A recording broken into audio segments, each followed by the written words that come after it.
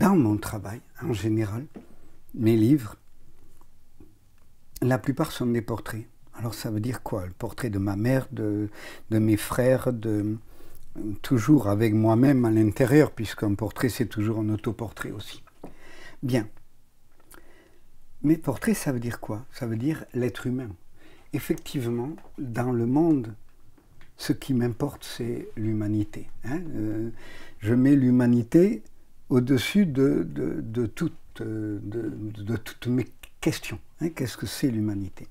Donc, si je vais quelque part et que je fais des portraits, au départ, c'est quoi? Bien, je vis à Paris, je marche dans la ville. Si je traverse Paris, et ça m'arrive souvent de traverser Paris en entier, à pied, d'aller dans le 19e ou 20e, et en partant du 14e, donc, je vais croiser, je ne sais pas, des milliers de personnes. Il y en a qui me plaisent, il y en a qui me plaisent moins, il y en a, je ne voudrais pas boire un verre avec eux en les regardant, d'autres, j'aimerais bien m'asseoir avec eux pour... leur visage me donne envie. En tout cas, je rencontre des milliers de personnes, des êtres humains avec leur histoire, avec leur musique à eux, à elles. Et je ne fais que les croiser. Si à ces personnes, je m'arrête et que je dis « Monsieur, madame, je vous fais le portrait. Vous voulez bien? C'est gratuit, je vous le donne. Mais j'ai envie de faire votre portrait. » Eh bien, il se passe là quelque chose. J'arrête le mouvement. J'arrête ce continuum de croisement, d'impossibilité de se passer à côté et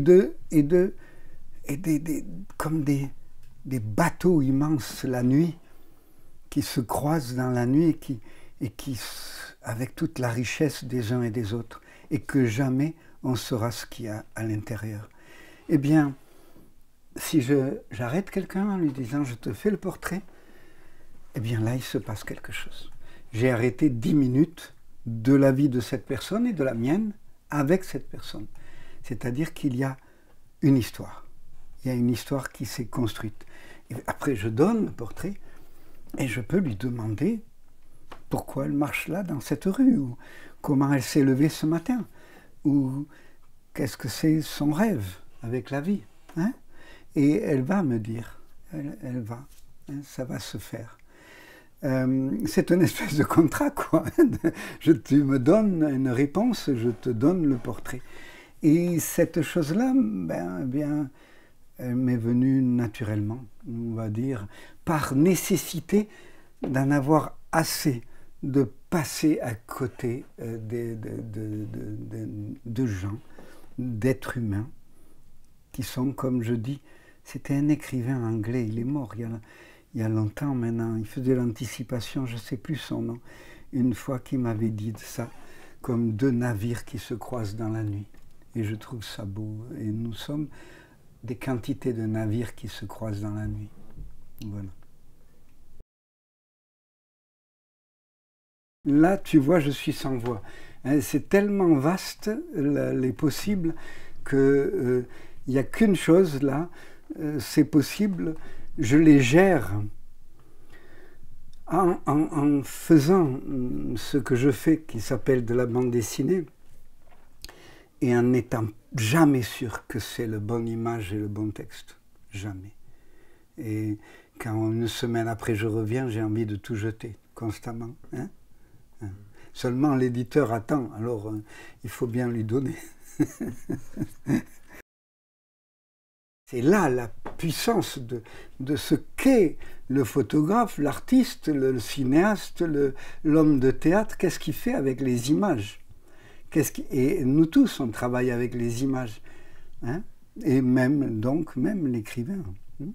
Qu'est-ce qu'on met comme image? Et tout d'un coup, qu'est-ce qu'on met, ce qu'on pense? On peut parler, en étant écrivain, de mettre ces deux choses-là, presque les faire tamponner aussi. Hein? En étant écrivain, on peut le faire. Donc, tous. Et quel est ce rapport de juxtaposition, de confrontation qui fait que là sort la poésie, la musique, la vie.